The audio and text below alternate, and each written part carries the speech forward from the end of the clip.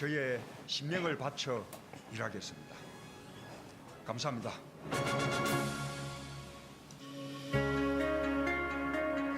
문재인 대통령이 충북 진천의 국가대표 선수촌을 방문해 동계올림픽 국가대표 선수들을 만나고 격려했습니다. 문재인 대통령이 내일 청와대에서 김주영 한국노총위원장과 김명환 민노총위원장 등 양대 노총 지도부를 개별 면담합니다. 김상조 공정거래위원장이 세종시의 여러 가맹점에 방문해 최저임금 인상에 대한 가맹점주의 애로사항을 청취했습니다. 남북이 북한의 평창 동계올림픽 참여를 위한 차관급 실무회담에서 개회식 공동 입장과 여자 아이스하키 남북단일팀 구성을 합의했습니다. 이명박 전 대통령이 검찰의 특수활동비 수사와 관련해 노무현 대통령 서거에 대한 보복이라는 적반하장의 입장을 발표했습니다. 홍준표 자유한국당 대표가 권력기관 개편안을 발표한 조국 청와대 민정수석에게 사법시험을 통과 못한 본인의 한풀이를 하고 있다며 얼토당토하는 비난을 쏟아냈습니다. 시청자 여러분 안녕하십니까? 1월 18일 목요일 뉴스 신세계 권순욱입니다. 송은정입니다. 오늘 오전에 정말 재미있는 뉴스가 하나 떴더라고요. 네. 안철수하고 유승민이 오늘 11시 10분에 통합 공동선언을 하겠다 이런 이야기. 네, 하기로 했는데 네. 예, 뭐 하는 건 하는 건데 하기도 전에 사랑 싸움을 하는 건지 어떤지 그 11시에 기자회견을 한다는 그 내용을 네. 안철수 쪽에서 먼저 흘렸어요. 흘렸더니 또 유승민 쪽에서 이거 원래 같이 발표하기로 한 건데 먼저 흘려가지고 김샜다고 우리 바른정당 출입 기자들한테 미안하다고 예 그렇게 또 문자를 돌리고 예 시작부터 아주 그냥 그렇군요. 네. 그게 통합한 다음에 그 뒤가 더 궁금해집니다. 어떨지. 네 빨리 통합하기를 바랍니다. 네, 맞습니다. 둘이 얼마나 지지고 볶고 싸우는지 신나는 역시 팝콘각입니다. 네, 맞습니다. 아침부터 유쾌한 뉴스였습니다. 준비한 소식 전해드릴게요. 문재인 대통령이 어제 충북 진천 선수촌에 방문을 하셨었죠? 네. 네. 충북 진천 선수촌은 그 태릉 선수촌을 대체하기 위해서 만든 선수촌이죠. 거의 한 5배 정도인데 네. 예, 시설도 엄청나게 좋다고 합니다. 예, 그렇다고요? 지금 여러분들 사진을 보고 계시겠지만 조금 전에 아이스하키 팀 선수들 그리고 쇼트트랙 선수들 네. 자 사람을 만날 때 저 웃음은 네. 자연스럽게 나오는 겁니다. 맞습니다. 정말 그 마음속으로 정말 좋아하는 감정이 있지 않으면 네. 저런 표정이 나오지 않죠. 맞습니다. 예, 선수들 표정을 보면 선수들이 우리 대통령님 방문을 얼마나 좋아하는지 알 수 있습니다. 그러니까요. 다들 문파인 것 같아요. 네. 표정이 너무 좋고 너무 좋아하는데 하여튼 그 쇼트트랙 선수들도 만나서 금방 보신 대로 그리고 아이스하키 선수들도 만나서 이야기를 했어요. 특히 이제 우리나라가 이제 중고등학교에 대학교에 뭐 팀이 없어서 실업단도 없고 그래서 아이스하키가 사실 이렇게 인기 있는 종목은 아니잖아요. 네. 그래서 그 어려움에 대한 이야기 유료로 좀 하셨고요. 네, 네. 맞습니다. 그 실업팀이 없기 때문에 사실 누가 선수를 하려고 하겠어요. 네, 예, 맞습니다. 미래가 막막해지는 건데 그런 측면에서 저렇게 아이스하키를 하고 있다는 것 자체만으로도 정말 대단한 일이죠. 맞습니다. 그리고 뭐 그거 외에 또 우리 선수를 만난 다음에 그 시설도 막 돌아보시고 트레이닝 센터, 뭐 재활센터 이런 데 가셔서 선수를 보셨어요. 네. 트레이닝을 또 따라하고 계시는 정말 너무 재밌습니다. 네. 잘하시지 않나요? 네. 자세가?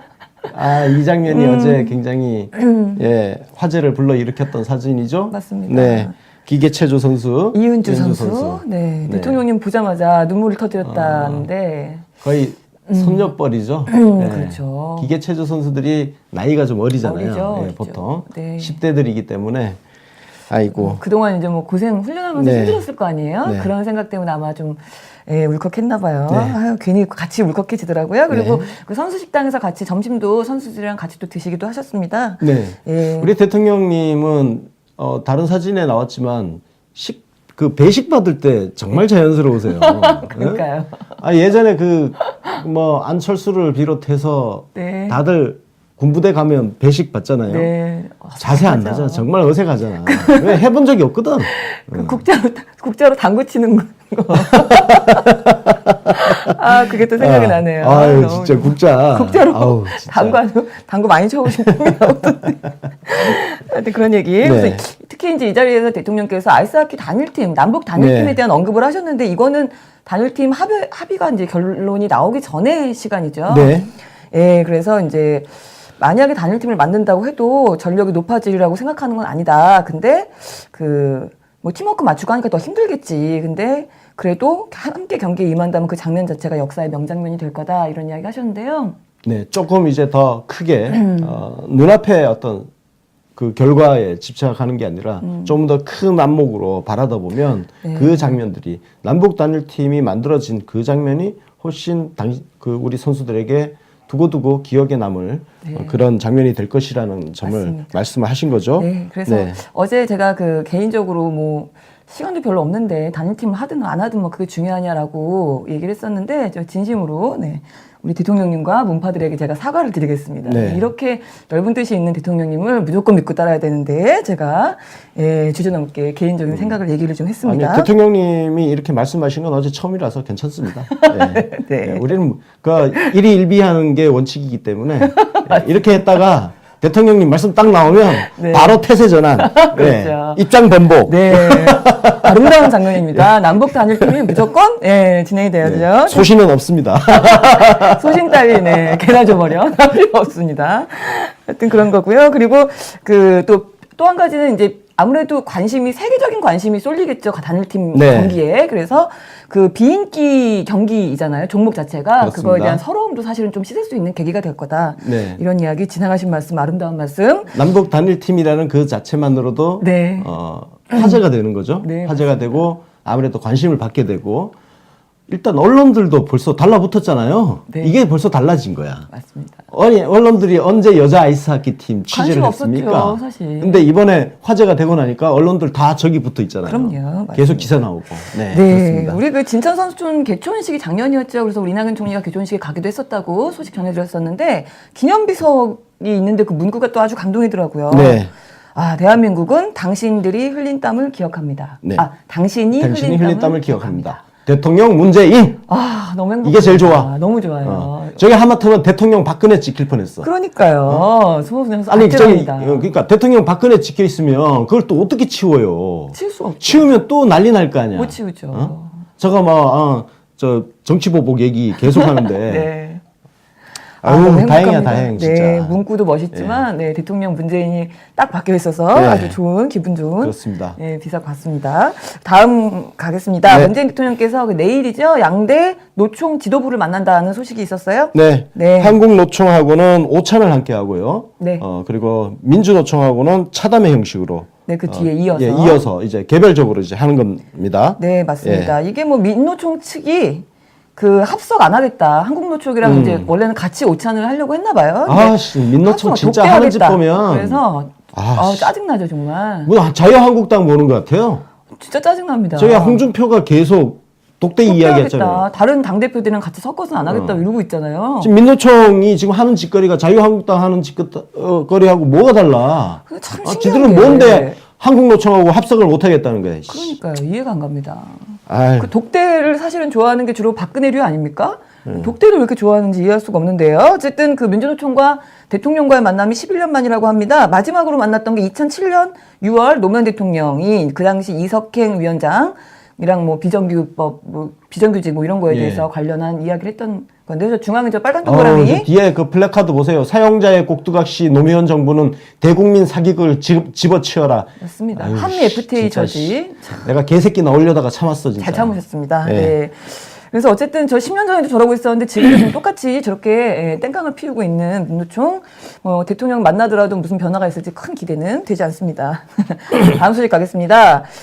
노동조합이 뻘짓을 하든 말든 우리 정부는 지금 노동자의 권리를 위해서 계속 애쓰고 있는데요. 네. 이번에는 우리 김상조 공정거래위원장이 최저임금 안착을 위해서 좀 움직였습니다. 세종시를 갔다 왔어요. 네. 세종시에 있는 그 파리바게뜨, CU, 이삭토스트, 이디야 커피, 마프리, 맘스터치. 네, 이렇게 6군데를 방문을 했는데요. 네.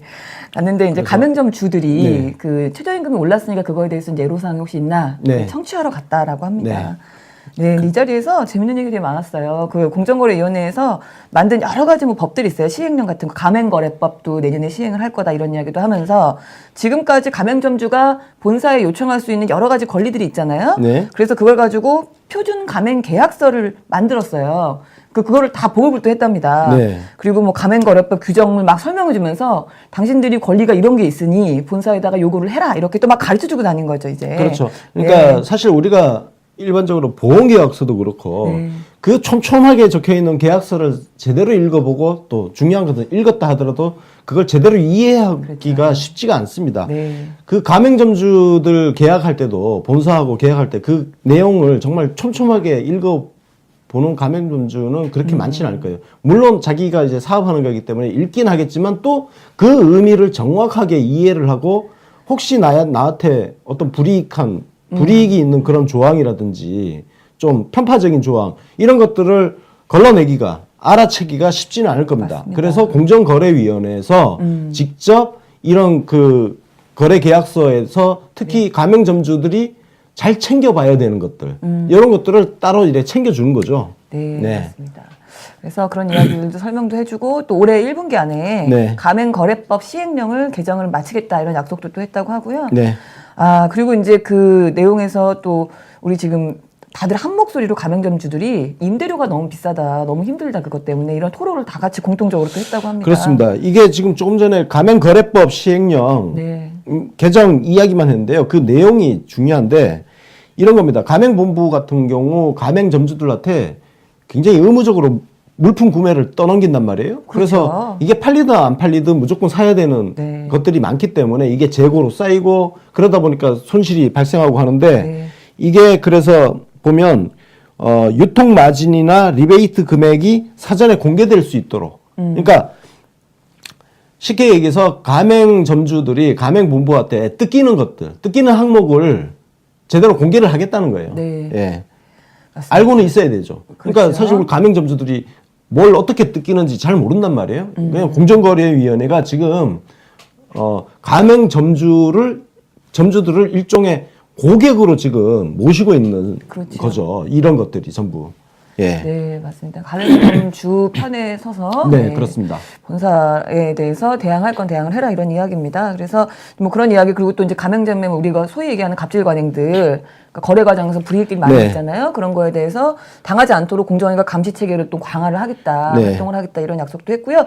이 현장 방문할 때 이제 우리 공정거래위원장이 온다니까 당연히 본사에서는 또 깜짝 놀라지 않았겠습니까? 그렇습니다. 그래서 이제 가맹본부 임원들이 막 또 쫓아왔죠. 네. 그래서 그 임원들한테 잘해라 이렇게 얘기하면서 지금 가맹점한테 상생을 베푸는 게 당신들이 시혜를 베푸는 게 아니고 같이 살아남기에는 생존의 문제다. 그렇죠. 가맹점이 다 망하면 네. 니들도 망한다 이런 네. 이야기 했습니다. 그래서 의미 있는 이야기가 있었고요. 이거 외에 또 오늘 오전에 나왔던 이야기 중에 현대차에서 그 정의선 부회장이 김종인 부총리를 만났다고 하는데요. 현대차에서 향후 5년간 23조를 투자를 해서 4만 5천 명의 채용을 하겠다. 그러니까 일자리를 늘리겠다는 또 이야기가 나오고 네. 있답니다. 예. 예, 그래서 일자리를 또 이제 이런 대기업들에서 이제 정부 시책이 워낙 또 그렇다 보니까 같이 좀 따라와주는 그런 분위기인 것 같다라는 이야기까지 드렸습니다. 네. 다음 소식 가겠습니다. 네. 아까 잠깐 우리 대통령님 말씀드렸는데요. 남북회담에 대한 이야기를 좀 자세히 짚고 넘어가야 될 것 같습니다. 네. 어제 그 판문각 남북평화집에서 진행됐었죠. 오랫동안 그 협의가 됐고요. 총 11개 항목의 공동 보도문이 채택이 됐습니다. 네. 네. 개회식에 한반도기 들고 공동 입장한다는 거. 그다음에 네. 여자 아이스하키 남북 단일팀 구성 합의했고요. 네. 이 내용은 국제올림픽 IOC하고 그 우리 남북 국가올림픽위원회 간의 협의를 통해서 하기로 했습니다. 네. 그리고 북한에서 230명의 응원단 파견하기로 했고, 네. 그리고 평창 동계 올림픽 기간 동안 이제 우리 남쪽하고 북측 그 선수들 경기를 같이 응원하기로 했습니다. 네, 맞습니다. 공동 응원을 한다는 거죠. 공동 응원. 네. 태권도 선수단도 온답니다. 시범단. 예, 시범단 네, 30명. 30명. 예. 네. 그래서 시범 공연도 있고요. 네, 서울하고 평창 두 번 한다 이런 이야기죠. 네. 일정은 추후에 공개될 것으로 보입니다. 네, 맞습니다. 그리고 그거 외에 또 그 북측 대표단하고 이제 선수단 뭐 여러 가지 오는 분들 응원단, 네. 뭐 태권도 시범단 다 해서 경의선 육로를 통해서 이동을 하겠다라고 얘기가 됐다고 합니다. 네. 잘 됐습니다. 네, 잘 예. 됐죠. 그리고 또 재밌는 게 지금 북측에서 아무래도 경기장도 봐야 되고 여러 가지 미리 봐야 되는 것들이 있지 않겠습니까? 네. 그래서 현지 시설 점검을 위해서 1월 25일부터 27일까지 남측을 미리 점검단이 네. 선발대가 와서 그 점검을 한다라는 얘기가 있었고요. 그리고 동계올림픽이 끝난 뒤에 바로 이어서 열리는 패럴림픽에도 북한에서 선수단이 예, 옵니다. 네. 대표단, 선수단, 응원단, 예술단, 기자단 해서 150명 규모로 파견하기로 했습니다. 패럴림픽까지 참가한다. 네. 이것도 참 좋은 소식인 것 같고요. 그리고 그거 외에 또 우리 개막식 하기 전에 네. 그 금강산에서 합동으로 문화행사를 개최하자라는 이야기가 또 네. 협의가 됐어요. 네, 이건 좀 잘 됐으면 좋겠습니다. 네. 지금 금강산 관광이 폐쇄되고 막히고 나서 네. 거기에 그 현대 아산이 투자해놨던 그 호텔이니 온천이니 맞아요. 그리고 골프장. 그 골프장은 진짜 완전히 그 숲이 됐다는 이야기가 있더라고요. 골프장 그럼 관리를 안 하면 숲이 되는 거죠, 뭐. 관리 안 하면. 예. 그것도 다 비용이니까 못 하고 예, 있었죠. 그렇죠. 네. 그것들이 사실은 지금 나중에 다시 재정비하기 위해서는 또 어마어마한 또 돈이 들어가야 되는 문제인데 어쨌든 그렇죠. 네. 금강산 쪽에서 그런 문화 행사를 통해서 장차 금강산 관광이 재개될 수 있다는 어떤 희망의 메시지가 전파가 됐으면 좋겠습니다. 네, 맞습니다. 그리고 또 그 전에 그 마식령 스키장 북한 쪽에 있는 거죠. 마식령 스키장에서 그 네. 남북 공동으로 스키 선수들이 가서 훈련을 또 한다라는 네. 이야기가 아우 스키 선수들 북한 다녀오겠네요. 네, 그러니까요. 좋겠다. 네. 아무래도 우리 쪽보다 거기가 더 추우니까 눈이나 이런 뭐 질도 좋지 않을까? 뭐 이런 생각 들기도 네, 하는데. 그렇지 않아도 사실 지금 눈이 많이 오지 않아 가지고 네. 이게 약간 지금 걱정스럽습니다. 맞습니다. 원래 지금 그 적설량이 원래 눈이 많이 와줘야 네. 좋은 그 질이 질의 좋죠. 그 품질의 그 눈 위에서 스키를 타고 할 텐데 네. 어쨌든 저 마식령은 굉장히 추운 동네이기 때문에 그렇죠. 선수들이 아마 사전에 이제 컨디션 조절하기에는 굉장히 괜찮을 것 같아요. 네, 네. 참 신기합니다. 하여튼 이런 이야기. 그래서 이제 우리도 미리 이제 가서 그 우리 금강산에서 하는 문화 행사라든가 이런 것들을 또 네. 사전에 또 답사를 해야 되기 때문에 우리도 선발대가 갑니다. 우리는 1월 23일에 먼저 가죠, 우리가. 그러니까 네. 23일부터 25일까지 우리도 북측을 방문한다라는 얘기가 있었고요. 네, 뭐 그 외에 여러 가지 우리 안전 보장한다, 편의 보장한다, 뭐 이런저런 이야기들이 있었습니다. 근데 공동 입장이 일단 확정이 된 상태이다 보니까 한반도기 앞세워서 우리 대통령께서 사실은 이 북한에 에게 평창올림픽에 참가하라, 같이 하자라고 처음 제안하셨던 게 이제 신베를린 선언이었죠. 네, 그렇습니다. 네. 그게 작년 7월 6일입니다. 네. 그때부터 대통령께서 정말 대단하신 게 목표를 정하면 그러니까 반드시 해내셔. 예. 깜짝 놀랐습니다. 네, 해내십니다. 네. 그러니까 그 우리 대통령이 살아오신 과정을 봐도 그런 것 같아요. 예, 복귀를 잘하시고 뭔가 한번 실패했다. 근데 이걸 다음에 반드시 성공시켜야겠다 하면 네. 정말 꼼꼼하게 준비해서 제대로 준비해서 반드시 성공시켜낸다는 거. 하면 한다. 뭐 그런 거거든요. 보면 볼수록 네. 진짜 바위 같은 분이다 그런 생각이 드는데 그 당시에 이제 선언문 그 낭독하시면서 이야기하시면서 네. 한반도 평화를 위해서 북한에 4가지 제안을 하셨었어요. 첫 번째는 이제 작년이었죠. 작년 네. 추석 때. 그 우리 뭐 14 정상선언도 마침 10주년이고 거기다 10월 4일이 또 하필 딱 추석 당일이라서 그 계기로 해서 우리 뭐 가족 상봉 행사 이산가족 그다음에 뭐 성묘 방문 이런 거 하자 했었는데 그거는 사실 이제 실패했죠. 북한에서 들은 척도 안 하고 있었잖아요. 그때만 해도 그랬죠. 네. 근데 예. 두 번째로 제안했던 게 평창에 와라 이거였는데 이거 벌써 됐잖아요. 네. 그리고 세 번째로 제안하셨던 게 그 군사 분계선에서의 적대적 행위를 상호 중단하는 걸 협의를 하자 이런 얘기였고 네 번째는 남북 간의 대화를 하자 김정은을 만날 그 용의도 있다 이런 이야기도 하셨었는데 3번 4번도 이러다가 정말 현실이 되는 게 아닐까. 자, 보면 네. 지금 소개해드린 1, 2, 3, 4번이 네. 사실은 순차적으로 되어 있습니다. 네, 네, 맞아요. 1번이 돼야 근데 1번은 사실 뭐 되지 않아도 2번에 상관이 없는데 네. 지금 2번 평창 동계올림픽 참가가 됐기 때문에 그 다음 단계로 군사분계선에서의 어떤 상호 비방행위라든지 적대행위를 금지 서로 하지 않는 거 네. 이걸 서로 협의해 나갈 수 있는 토대가 지금 만들어진 거고요. 네. 만약에 그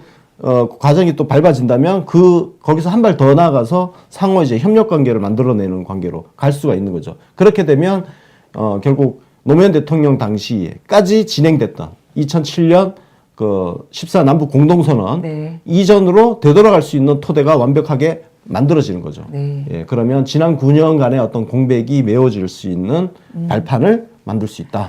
네. 맞습니다. 현실이 되고 있습니다. 하나하나. 어쨌든 그렇고 또 여자 아이스하키 그 남북 단일팀 구성된 거에 대해서 뭐 이런저런 이야기가 나오고 있지요. 근데 일단은 이 윤곽은 어떻게 될 거냐는 거는 20일에 스위스 로잔에서 이제 국제올림픽위원회 본부에서 평창 회의를 연다고 합니다. 네. 그 우리 토마스 바흐 IOC 위원장이 소집을 했어요, 회의를. 네. 이제 단일팀으로 나간다니까 그러면은 이제 뭐 여러 가지 규칙을 정리를 해줘야 되겠죠. 그 바흐 위원장이 네. 남북 단일팀 구성하기로 한 거에 대해서 대단히 좋아하더라고요. 네, 맞습니다. 왜냐면은 지금 IOC 위원장 입장에서는 올림픽이 잘 성공해야 되잖아요. 네. 그리고 역사적으로 의미가 있으면 더 좋을 것이고 그럼요. 바흐 위원장 입장에서는 자신의 업적이 될 수 있잖아요. 맞습니다. 그 측면에서 남북 단일팀 구성한다는 것 자체가 아주 좋아라 네, 했다고 합니다. 아주 우호적이죠. 네. 뭐 해외 외신들도 굉장히 우호적인 이야기 많이 내놓고 있는데요. 어쨌든 지금 내용은 지금 그 협의한 내용을 보면 현재 우리나라는 23명, 23명의 엔트리가 지금 정해져 있습니다. 네. 근데 그 우리는 23명 전원이 고정이고요. 여기에다가 북측 선수를 몇 명을 더 넣을 거냐라는 거예요. 근데 우리는 이제 우리 쪽에서 이제 IOC에다가 요청한 거는 최대 35명까지 엔트리를 좀 만들어 달라 이렇게 네. 요청을 했다고 해요. 그러니까 플러스 12명 얘기를 한 거죠. 근데 이제 그거 조절이 아마 될 거다 뭐 이런 이야기가 있고요. 네. 예, 그리고 또 한 가지는 우리 그 양측이 합쳐지면 그 중에 감독이 있어야 될 거 아니에요. 예, 사령탑. 근데 우리 팀의 감독이 그 우리 단일팀의 감독을 하는 걸로 이렇게 또 이야기가 됐습니다. 그렇습니다. 네. 그래서 선수 선발 정권도 우리 대표팀 감독이 하기 때문에 그렇죠. 예. 계속 교체하는 그렇습니다. 것도 감독이 우리 감독이 예. 하게 되는 거죠. 감독 입장에서 의례적으로 선수를 투입할 리는 없잖아요. 예, 경기력을 보고 그리고 어쨌든 팀이 좋은 성적을 거두는 쪽으로 선수를 투입할 것이기 때문에 네. 예, 실력 없는 선수를 또 일부러 넣을 수는 없잖아요. 그죠? 맞습니다. 그거는 남이나 북이나 마찬가지죠. 네, 그렇죠. 예. 그래서 사실은 뭐 이거 뭐 전력 손실이네 무슨 뭐 선수들의 눈물은 뭐 어쩌고 저쩌고 하는 사람들 많이 있잖아요. 언제부터 근데 그렇게 생각해 줬다고? 그러니까요. 근데 우리 선수들이 일단 나가는 거고 우리 대표팀 감독도 우리 감독이기 때문에 이런 거에 대한 문제는 전혀 문제가 아니죠. 그 대통령님 말씀처럼 또 여자 아이스하키에 대한 관심도도 높아질 수 있어서 그런 점에서는 되게 좋은 것도 있고요. 네. 그리고 또 한 가지는 뭐 무슨 뭐 우리 선수들의 기회를 뺐네 어쩌고 얘기하는데요. 사실 우리 여자 아이스하키 출전도 애초에 우리가 경기력으로 올라간 거는 아닙니다. 그렇죠. 네. 이게 그 세계 랭킹 8위까지 출전을 하기로 돼 네, 있는데 우리는 그 당시에 더군다나 23위였습니다. 그리고 네. 2010년 밴쿠버 올림픽 때부터 네. 자동 출전 진출권이 없어졌다고 합니다. 그러니까 자동 출전이 이제 예. 개최국 자동 출전 진출권이 그렇습니다. 없어졌죠. 보통 보면 월드컵이든 올림픽이든 개최국은 자동 진출을 하거든요. 근데 이제 아이스하키 같은 경우 동계올림픽에서 2010년에 캐나다가 했는데 네. 캐나다는 자동 진출한 게 아니고 자력으로 자기 실력으로 진출을 했고 그 이후에 계속 그렇게 왔어요. 네. 그 2014년이 소치 올림픽이었죠. 네. 그때도 그랬고 러시아. 그리고 2018년 평창 동계올림픽 딱 하게 됐는데 우리나라 입장에서는 실력으로 진출을 못 하는 거예요. 맞아요. 그래서 자동 진출권을 다시 한번 좀 살려보려고 백방으로 뛰어다녔는데 네. 잘 안 됐죠. 그러다가 어떻게 하다가 네, 그래서 우리가 네. 뭐 무슨 뭐 지금 우리가 출전을 하게 된 귀화하는 거예요. 선수들도 만들고 또 정부가 그 후원 기업을 막 늘려가지고 네. 돈을 투자하겠다, 뭐 US 달러 투자하고 막 이렇게 얘기를 해서 간신히 여러 가지 개발 프로그램을 추진하겠다고 약속을 하고 각서를 쓰고 저 출전 자격 부여를 받은 상태입니다. 그렇습니다. 이번에 네. 알았는데 우리 감독이 캐나다 사람이더라고요. 네, 네. 네. 사실은 이런 관심이 우리가 언제 있었습니까? 그러니까. 덕분에 지금 네. 우리 남북 단일팀 덕분에 우리가 사실 이거 알게 되는 아니 거죠. 그리고 또 덕분에 또 알게 된 게 남자 아이스하키 팀 같은 경우는요. 네. 기화 선수가 8명이나 있대요. 그게 이거 약속하면서 따낸 거예요, 네. 출전권은. 그러니까 뭐 완전 다국적 팀이더라고. 맞아요. 근데 이제 이번에 여자 아이스하키만 단일팀이 된 이유는 네. 우리 쪽은 22, 우리 남자 팀은. 네. 근데 북한 남자 팀이 35인가 36인가 그러니까 네. 약간 전력 차이가 좀 크대요. 네. 그래서 단일팀 안 하고 여자 선수들 같은 경우는 별로 차이가 안 나기 때문에 뭐 단일팀을 하자. 23위, 25위. 네, 뭐 그런 예, 식입니다. 예. 네. 뭐 잘 될 것 같은데 이거 가지고 괜히 분탕 치는 사람도 많이 있었습니다. 뭐 거기다가 사실은 이렇게 되니까 지금 대통령께서 어쨌든 결정을 하신 일이기 때문에 또 우리나라 잘 되라고 치성을 드리는 문파들의 응원을 또 엄청나게 받게 되겠죠. 우리 선수단들이. 그 첫 번째 현상으로 그 현상인지 모르겠지만 티켓이 지금 매진된 상황입니다. 거의. 네. 지금 총 3번의 예선 경기가 있습니다. 근데 그 중에서 맨 처음에 하게 되는 스위스와의 경기만 일반석이 조금 남아 있고요. 약간 남아 있습니다. 이거 네. 곧 매진입니다. 네, 두 번, 세 번째는 그 다 스웨덴하고 매진. 일본 2차, 3차전 스웨덴, 일본전은 티켓이 이미 완판돼 버렸습니다. 네, 맞습니다. 매진입니다. 어제 다 끝나버렸고요. 네. 지금 보시는 게 우리 스위스와의 경기인데 2월 10날 토요일 날 첫 경기입니다. 저거 지금 일반석 하나만 조금 남아있고 나머지 네. B석, C석, A석만 남아있는 거죠. 네. 는 다 없어졌다라는 얘기고요. 거기다가 지금 경기가 총 3회인데 마지막 경기가 일본입니다. 근데 우리 지금 한반도 우리 남북의 단일팀과 일본의 경기 이거 정말 너무 재밌을 것 같지 않습니까? 그래요. 의미가 있죠. 네. 네, 그래서 역사적인 경기가 특히나 저 경기는 더 되지 않을까 예. 그런 생각이 듭니다. 어쨌든 지금 흥행의 네. 평창 올림픽 같은 경우는 정말 망한 올림픽이었습니다. 예, 우리 대통령님 취임하기 전에 네. 이미 그때 망했다고 결론이 나 있던 올림픽이 네. 정말 산소호흡기 들이대고 시작해서 맞아요. 지금 병상에서 털고 일어나는 상황까지 지금 온 거예요. 맞습니다. 예. 쾌유를 하시는 지경이 왔어요. 그래서 앞으로도 특히나 이제 저 경기 같은 경우는 우리뿐이 아니라 외신도 그렇고 얼마나 예. 또 세계에 또 이목이 중되지 않을까. 예, 흥행은 보장이다 이런 생각이 듭니다. 다음 소식 가겠습니다. 뜬금없이 이명박이 튀어나왔어요. 그래서 아무 내용이 없는 소리를 지금 짓거리다 들어갔어요. 아니 이 새끼 어제 기자회견을 처음에 4시 반에 한다 그랬다가 5시에 한다 그랬다가 나중에 5시 반에 먼 잔머리를 굴리느라고 시간을 계속 저 어제 이거 보다가 빡쳐가지고 제가 어제 원래 우리 정치신세계 녹음이 있었어요. 근데 이게 빡쳐가지고 혼자 가서 혼술을 마셨는데 순식간에 소주 2병을 마셨어요. 예, 마시고 있다 보니까 첫 녹음에 제가 못 들어왔습니다. 네. 예, 첫 녹음 영화 파케 만들었는데 그래서 녹음 중이니까 이 방에 못 오고 다른 방에서 잠시 쉬다가 2번째 녹음에 들어와야지 하고 다른 방에 가 있다가 잠이 들었습니다.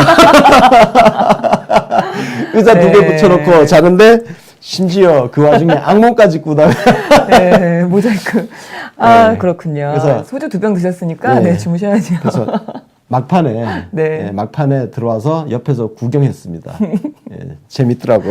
네, 그러니까요. 우리 권순욱 기자께서 빠진 덕분에 그 에피소드가 더 재밌게 나오지 않았나 싶습니다. 네. 아마 잘못하면 이 분노 에피소드인데 사실은 저도 굉장히 분노해서 어제 그거 화날까봐 안 듣고 있었거든요. 근데 네. 오늘 출근길에 화날 거 각오하고 들었는데 화는커녕 너무 웃겨가지고요. 네. 제가 빠지면 우리 멤버들이 개그감 폭발해가지고 정말 우리 윤가피, 하승주, 김남훈 세 분 정말 사랑합니다. 어쩜 그렇게 웃겨주시는지 기분이 몹시 풀렸어요. 제가 오늘 이 뉴스를 소화를 하면서 화를 어떻게 하면 참을 수 있을까 생각하면서 걱정을 하면서 대본을 썼는데 진짜 한번 들어보십시오. 네. 재밌습니다. 네, 화가 풀렸습니다. 네. 그래서 술 먹고 이상한 쓸데없는 거짓말 많이 했고 이거 들어보시면 아마 거기서 이명박의 심리를 자세히 풀어놨습니다. 그래서 정치 신세계 우리 동생들이 네. 푼 거하고 좀 다르게 제가 네. 말씀 조금 저는 네, 어제 못 하셨으니까. 진지충이니까 네. 이명박 이 새끼는 2008년도에 이미 청와대 뒷산에 올라 아침 이슬을 부르며라고 개빵을 치면서 노무현 대통령 코스프레를 한 적이 있죠. 네. 어제 기자회견 내용이 또다시 완벽하게 우리 노무현 대통령님 흉내를 냈다는 거예요. 맞습니다. 예. 이명박한테 보냈던 편지랑 예. 좀 비슷하죠? 너무 비슷해요. 우리 대통령님께서 대통령 기록물 가지고 청와대에서 시비 걸었을 때 네. 그리고 대통령님의 그 참모들을 하나둘 검찰에 소환할 때 그때 대통령께서 돌려드리겠습니다 하면서 쓴 편지가 있습니다. 네. 그 전개 방식하고 그리고 문체라든지 이런 것이 너무 비슷해요. 이 새끼들 그러니까 뺏겼었다는 것도 진짜 짜증이 나는데 보면은 처음부터 나를 목표로 하는 것이 분명합니다. 최종 책임은 저에게 있습니다. 이거 완벽한 표절이거든요. 표절인데 그러면 네 발로 검찰 나가라 이 개새끼야. 저는 이 새끼 이명박 이 새끼 죽는 꼴을 꼭 봐야 돼요, 진짜. 네, 맞습니다. 자, 그리고 이 새끼는 입만 열면 거짓말을 하는 놈인데 맞습니다. 저와 함께 일했던 고위공직자들의 권력형 비리는 없었으므로 야, 이 새끼야. 지금? 어디서 딱 정확하게 하나만 케이스 해줄게요. 2011년도에 김두우가 청와대 정무수석 현직으로 검찰에 구속이 됐습니다. 어디서 개뻥을 치고 있어, 이 새끼. 그러게 말입니다. 어? 너무 뻥을 잘 치죠? 본인이 지은 죄를 본인 입으로 줄줄이 읊고 있고요. 뭐 열심히 읊더라고요. 본인이 어떤 죄를 지었는지. 4대강, 자원외교, 제2롯데월드, 줄줄이 다 읊었어요. 그리고 이 사람은 또 거기다가 노무현 대통령 그 더러운 입에다가 올린 것도 짜증나지만 노무현 대통령 말을 했다는 자체가 본인이 죽였다고 시인하는 거나 마찬가지처럼 느껴졌습니다. 자, 그래서 지금 조금 전에 문재인 대통령님 입장이 나온데요. 대통령께서 이렇게 말씀하셨습니다. 이명박 전 대통령이 노무현 전 대통령 죽음을 직접 거론하며 정치보복 운운한 것에 대해 분노의 마음을 금할 수 없다. 예. 분노의 마음을 금할 수 없다고 방금 우리 문재인 대통령께서 말씀을 하셨습니다. 아, 정말 분노의 마음을 뭐 정말 너무 화가 납니다. 그 입에다가 제발 노무현 대통령 존엄 좀 담지 않았으면 좋겠고 뭐 그 설명이 안 되는 인간입니다. 그냥 최악의 인간.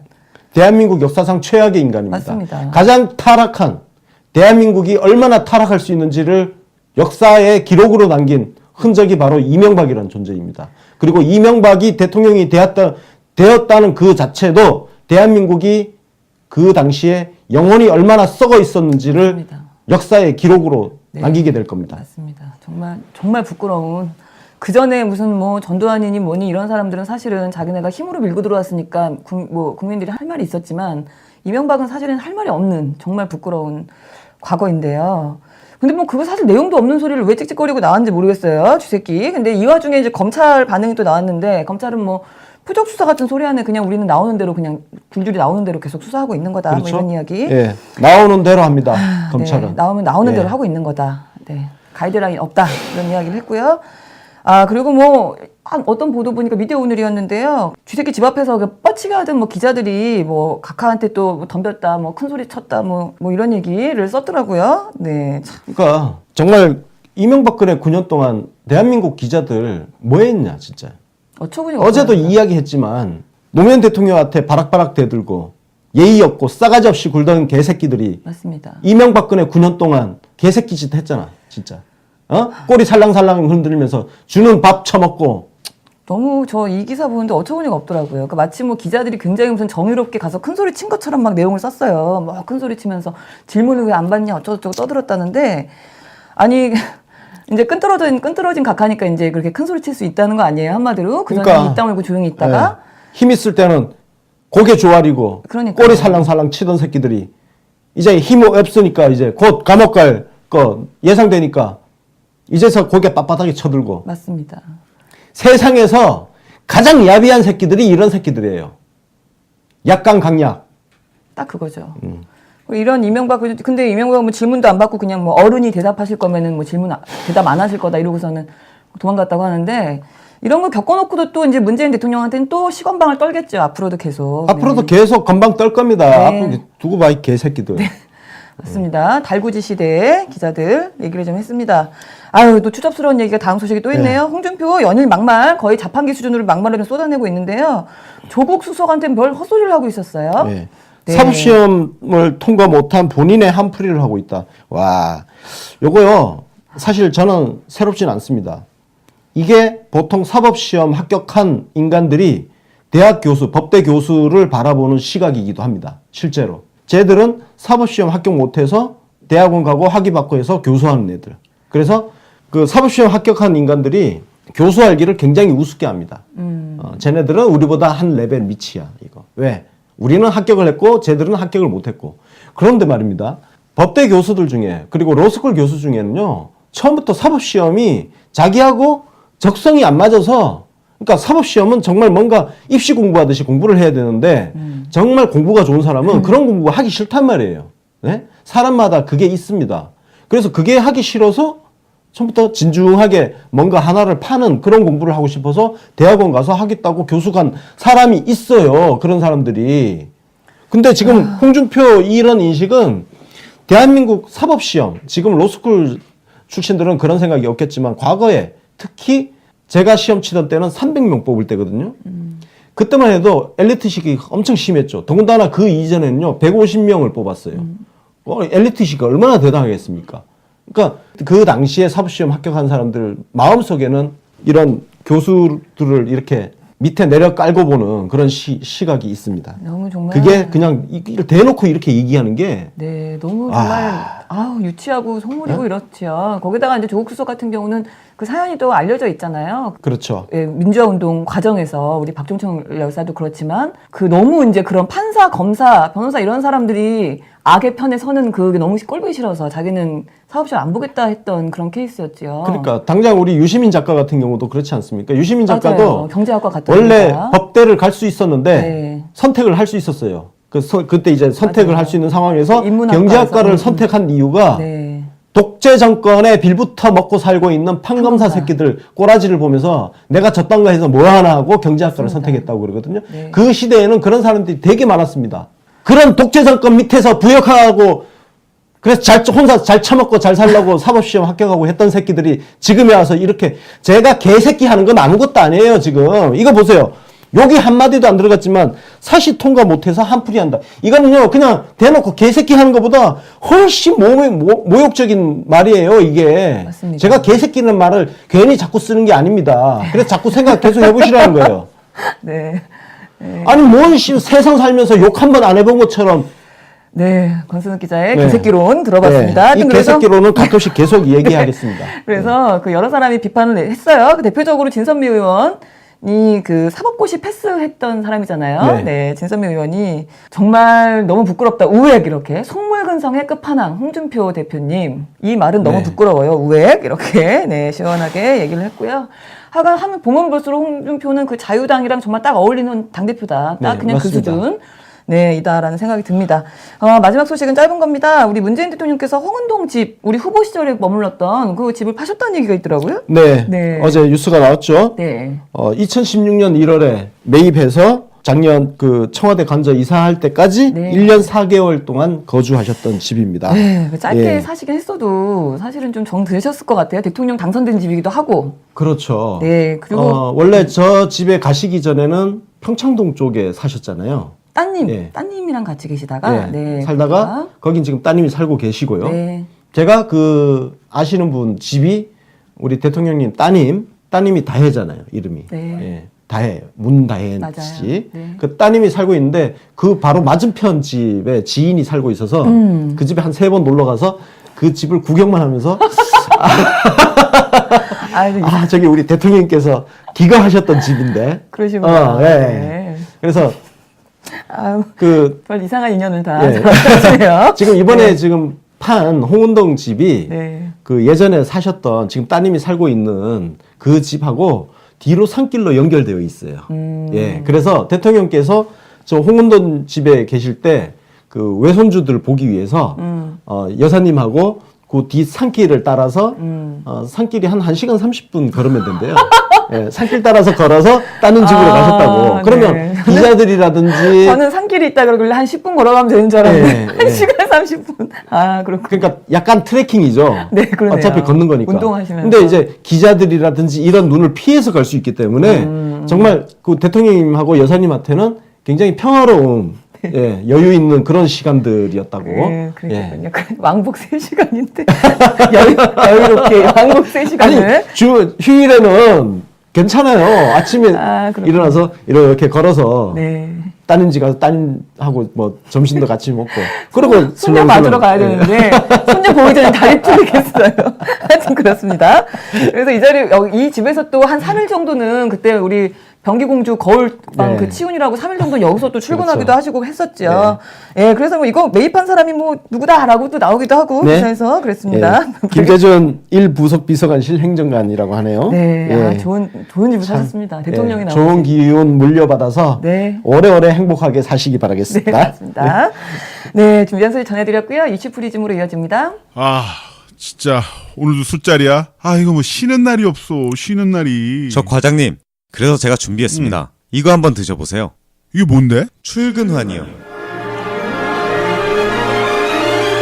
야, 그 이름만 들어도 술이 깬다. 이리 줘봐. 이거 한의사가 만든 거래요. 자기가 먹으려고. 이거 맛있는데? 몸에 좋은 맛이네 이거. 이게 이름이 뭐라고? 내일도 어김없이 출근해야 하는 당신을 위해 한의사 이상진의 출근환.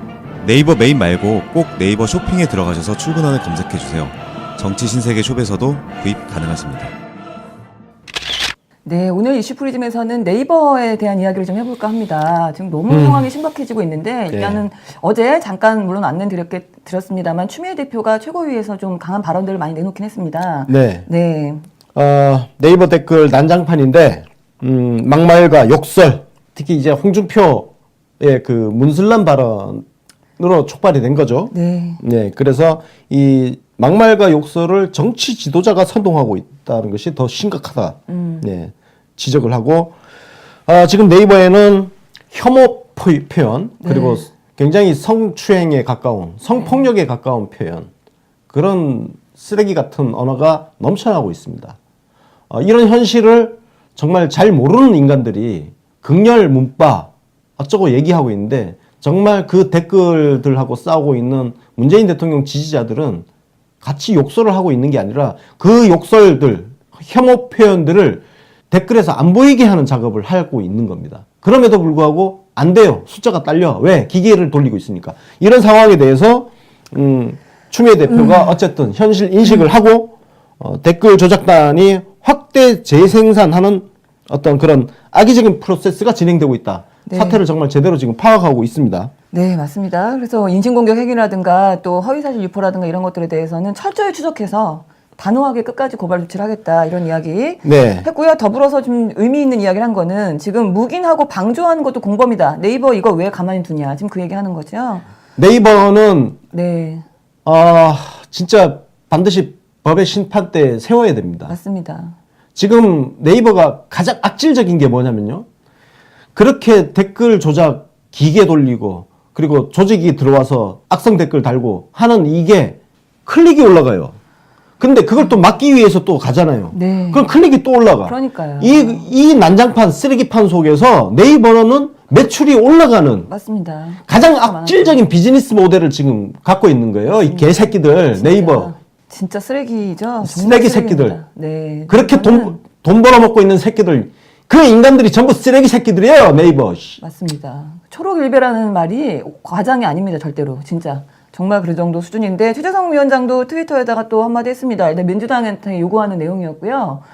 일단은 그, 관제 여론조사 한다고 홍준표 대표가 헛소리 막 했잖아요. 여론조사 조작한다, 관제로. 뭐 이런 이야기 해서 이거 허위사실 공표에 대해서 고발해라. 그리고 네이버 뉴스 편집의 문제를 빨리 해결해라. 왜곡과 조작을 막아서 여론의 흐름을 보장을 해야 된다. 이런 이야기. 여론의 흐름을 보장해야 된다는 말이 사실 굉장히 의미가 있습니다. 지금 너무 왜곡되고 있는 상황인데. 문제는 여러분들 네이버 가지 맙시다 이렇게 말씀하시는 분들도 계시는데요. 그렇지 네, 않습니다. 안 되죠. 네이버가 저희가 정확하게 통계를 뽑아야 되겠지만 제가 언론사 근무할 당시에 얼핏 기억나는 걸 토대로 하면요. 네이버를 통해서 뉴스를 보는 비율이 압도적입니다. 언론사 사이트마다 말이에요. 뉴스 유입 통로를 보면 네. 네이버 검색이 압도적으로 그럼요. 많습니다. 그래서 모든 언론사가 네이버의 식민지가 되어버렸어요. 그러니까 네이버를 탈출을 못해요. 탈출하면 인터넷 광고 수입이 줄어들기 때문에 네이버에 종속되어 있는 그런 상황이거든요. 왜? 어쨌든 우리 대한민국 국민들은 뉴스를 네이버를 통해서 보기 때문에 그렇습니다. 네, 다음이 지금 열심히 하고 있지만 다음은 솔직히 말해서 잽도 안 돼요, 지금. 맞습니다. 예. 네이버에 비하면 다음은 완전 구멍가게 수준입니다. 네, 그래서 맞습니다. 독과점 이야기 나오고 있고 지금 네이버 같은 경우를 뭐 그냥 모두가 다 네이버를 뭐 보지 않게 해서 클릭수를 줄여야 된다 뭐 이런 논리를 얘기하시는데 말이 안 되는 불가능한 상황이죠. 얘기입니다. 불가능합니다. 그거야말로 정말 예를 들어서 전 국민들이 네이버의 문제를 인식을 하고 한날 한시에 맞아요. 네이버 안 보기 딱 들어가요. 불가능합니다. 사실 그러면 불가능해요. 정말 이상적이죠. 예를 들어서 한 1,000만 명이 오늘 하루 네이버 안 들어간다. 그럼 네이버 그때부터 휘청거릴 겁니다. 근데 순식간에 휘청거려지겠어요? 하루 매출 가지고? 이게 정말 몇 달은 가야 네이버가 100개를 들 정도입니다. 네. 그래서 맞습니다. 지금은 현실적으로는 일단 쓰레기 댓글들과 싸우는 거 네, 그 수밖에 없습니다. 할 수밖에 없습니다. 할 네. 수밖에 없고 동시에 제도적으로 개선할 수 있는 방법을 찾아 나가야 되는데 어쨌든 지금 민주당에서 추미애 대표가 네이버를 향해서 선전포고를 지금 한 겁니다. 그리고 얼마 전 저희 인터뷰를 보신 분들은 아시겠지만 박광원 의원이 이 네이버 같은 이 포털에 쓰레기 댓글을 방치하는 행위를 제재할 수 있는 그 처벌법을 1월 중으로 만들어서 2월에 발의를 한다고 했습니다. 그래서 이게 발의가 되면 그때 우리 여론의 힘을 모아가지고 네. 진짜 통과될 수 있게 적극적으로 밀어주는 과정이 필요할 거고요. 네, 맞습니다. 그 댓글 상태가 워낙에 매크로 돌리는 거에 대한 그 강한 의혹이 있었잖아요. 그 시민들이 이제 하다가 아무리 방어를 해도 안 되니까 열받으니까 추천수 올라가는 그 순간을 속도로 영상으로 또 찍기도 했지요. 네. 그거를 짧게 한번 보겠습니다. 자, 저 공감 추천 올라가는 거 보이시죠? 어마어마합니다. 초당 거의 6번 내지 예? 6, 계속 올라가 6, 지금 7회. 순식간에 지금. 네. 저게 어떻게 인간적으로 가능합니까? 오죽 답답했으면 저걸 현장을 저렇게 카메라 들이대고 잡고 있었습니까? 그러니까요. 예? 말도 안 되죠. 그러니까 우리가 링크를 서로 공유를 해가면서 가서 비추천 갖다 때리고 해봐야 소용없는 거죠. 기계가 저렇게 사실은. 돌아가는데 네. 기계를 어떻게 이겨요 우리가? 맞습니다. 그런데 문제는 저렇게 그 악플이 상단에 공감 추천 많이 받고 저렇게 상단에 있으면요 실제로 사람들 영향을 받습니다. 많이 봤죠. 예? 지금 리얼미터에서도 지금 지지율이 좀 떨어졌죠? 저 다 네이버 댓글 때문입니다. 아, 정말 심각한 상황인데. 네이버가 저 짓거리를 지금 방치하고 있는 거예요 지금. 맞습니다. 지금 보신 게 원래 영상은 뭐 2분 이상인데 제가 1분만 보여드렸습니다. 근데 1분 동안 지금 1분 사이에 추천이 처음 시작할 때하고 1분 딱 끊었을 때가 400개 차이가 났어요. 추천이. 400개.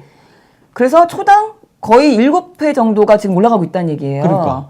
말도 안 되는 상황이고요. 그리고 또 이거 말고도 되게 이상한 게요. 기사 조회수가 이상합니다. 이게 지금 이거는 네이버에서 장난치는 거 말고는 다른 걸로 해석이 안 돼요. 매크로를 돌리는 거는 개인이 할 수 있다 치겠지만 지금 오전, 그러니까 새벽이죠. 3시 11분에는 추천, 비추천 합쳐서 4만 5천 건입니다. 조회수가. 조회수가 그럼 최소한 저거 이상은 나와야 된다는 그렇죠. 얘기죠. 근데 1분 뒤에 조회수가 39,890건이에요. 69건이에요. 이게 말이 안 되는 숫자도 거죠. 안 맞잖아 지금. 그러니까요. 이게 어떻게 가능합니까? 이게 지금 네이버에서 프로그램을 돌린다 그러면 어떻게 저게 숫자가 안 맞을 수가 있습니까? 인간이 개입되어 있지 않으면 어떻게 저렇게 숫자가 나오냐고. 네이버가 이런 문제에 대해서 정말 책임 있게 문제 해결책을 제시를 해야 되고요. 네. 더불어민주당은 이 기회에 정말 추미애 대표가 문제 제기를 했는데 특히 해당 상임위 있지 않습니까? 네. 방통위 상임위 있잖아요. 이쪽 의원들 이 문제 해결에 나서십시오. 네, 정말 심각합니다. 내일부터 다음 주부터 해당 상임위 국회의원들 명단을 까가지고 활동을 하는지 안 하는지 체크를 하겠습니다. 체크를 하고 아무런 활동을 하지 않는 국회의원들을 향해서는 정말 우리가 대동단결해서 문자 보내고 전화 걸고 하는 집단행동에 나설 수밖에 없어요. 네. 예. 이거는 사실은 너무 심각한 문제죠. 지금 민주당이 완전히 당하고 있는 건데 그거를 민주당이 당하는 걸 우리 시민들이 지금 방어하고 있는데. 그러니까 말입니다. 아무것도 안 하고 손 놓고 쳐다만 보고 있으면 안 되죠. 그리고 시민들이 그 매크로 올리는 거 지금 저 영상들이 막 돈 이후에 또 이제 속도 올라가는 거 나도 증거 잡겠다고 일부러 그 대놓고 잠복 선언을 한 그 기사들을 댓글을 막 달아놓은 거예요. 나 지금 이제 찍을 거야. 니네 매크로 빨리 와라. 빨리 속도 올려라. 이렇게 막 댓글을 달았어요. 조선일보 기사인데 그랬더니 거기에는 또 하나도 없습니다. 저게 지금 배대시예요. 그러니까 저게 저렇게 공개적으로 해놓으니까 청정구역입니다. 아주. 청정구역이 돼버린 거예요. 네. 웃기지 않습니까? 저게 네? 무슨 짓인지 도대체. 그래서 네. 이 문제는 정말 심각한 문제고요. 네. 실제로 네이버 저 댓글 여론전을 통해서 대통령님 지지율, 민주당 지지율 기스가 가고 있어요. 네? 그게 영향이 없다고 이야기하지 마세요. 그래서 뭣도 모르는 인간들이 극성 문바들이 뭐 정권에 부담이 되고 양정철 너 말이야.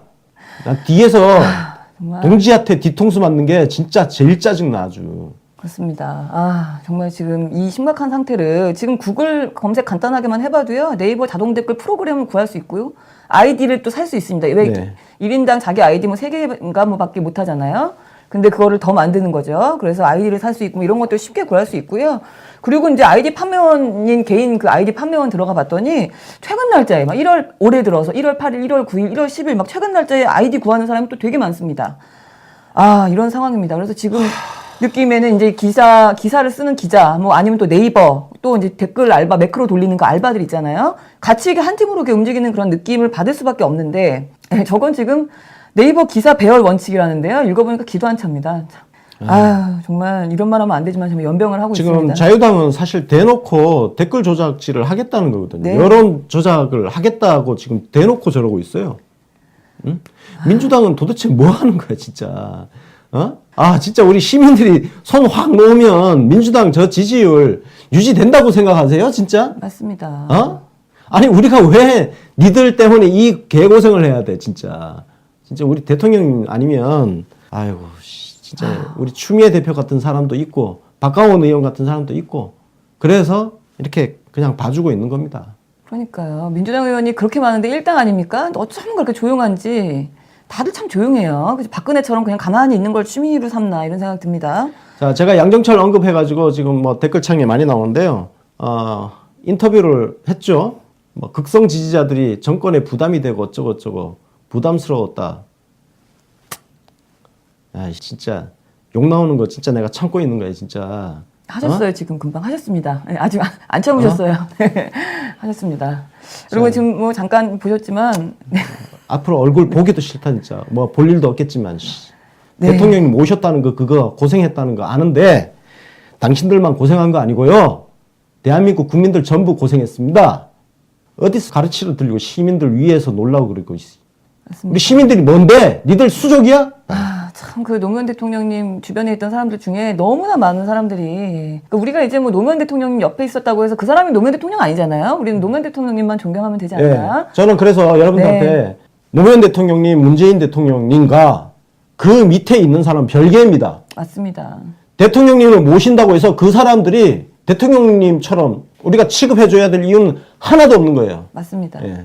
사실은 그 뭐 부모 자식 간에도 뭐 아버지가 훌륭했다고 해서 아들이 꼭 그렇게 훌륭한 것도 아니잖아요. 다를 수 있는 건데 심지어 하물며 그냥 뭐 같이 일했던 이유로 그 사람이 마치 노무현인 것처럼 그렇게 대접하는 그런 절대 없습니다. 그렇게 하면 안 됩니다. 그렇게 네. 하시는 분들이 있는데요. 네. 심지어 김경수 의원도 노무현 대통령이 아니에요. 문재인 대통령 아니에요. 맞습니다. 그냥 김경수예요. 김경수는 김경수의 말과 행동으로 평가를 받아야 되는 겁니다. 바로 그겁니다. 예. 우리 문재인 대통령님이 노무현 대통령 옆에 있었기 때문에 문재인 대통령을 지지한 게 아니었습니다. 원래 예. 우리 문파들은. 그게 초반에 그 우리 소위 노저씨라고 하는 그분들과 결이 달랐던 게 그거거든요.